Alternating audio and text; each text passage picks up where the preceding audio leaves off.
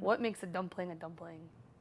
Dumpling, they make it by the flour and then stuffing inside. You can put anything you like. Yeah. When I first come to this country, I eat ravioli, okay? Yeah. Huh? Ravioli?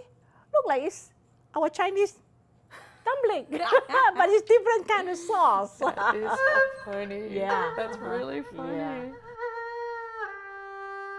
Some of my earliest memories growing up were of me playing with dough and a rolling pin and lots of flour all over the place. And I didn't realize it at the time, but I was a big part of my mom's dumpling making operation. And she continues involving the family to this day.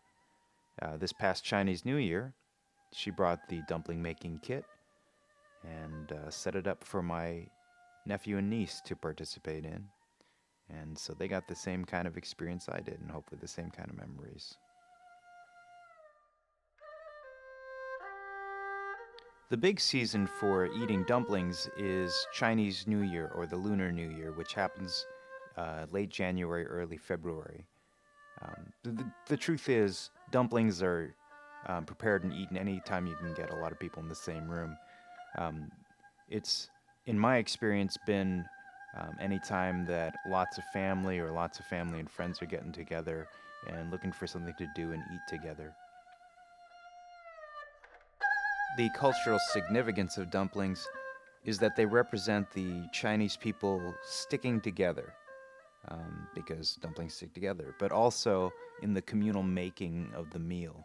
So, like a big dinner, big feast for a wedding or for a celebration of some sort, you'll see everyone to just pitch in together and make the meal together and spend time talking to each other and creating things. There are, generally speaking, 4 different traditions in Chinese cooking, each separated by the different regions. The cuisine of the East, or Shanghai, usually has small, delicate dishes. Western Chinese cooking is Sichuan, and that's very hot, spicy dishes. Southern Chinese, which is where my family hails from, are mildly spicy, but lots of sweet. Northern cooking, Beijing style, has some very famous dishes like Beijing duck and the traditional Chinese dumpling is out of the northern tradition.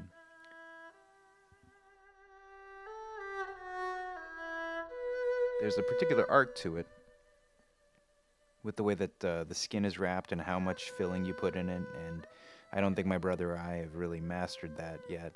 So whenever we make them, my mom's a little bit gentle with our egos.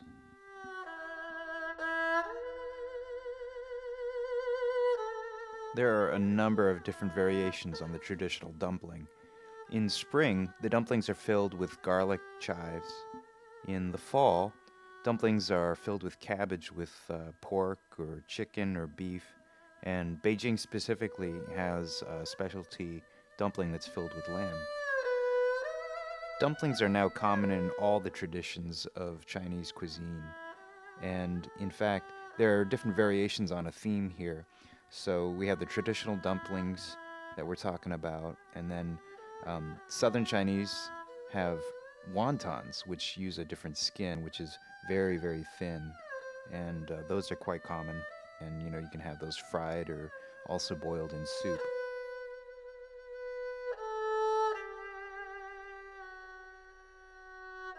Dumplings are also cooked in different ways, and the main difference is dumplings are boiled and pot stickers are pan fried.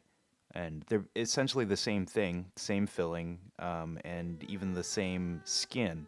But the skin is slightly different. The skin of dumplings are prepared with cold water, and the pot sticker skins are prepared with hot water. And then obviously the difference between boiling and frying.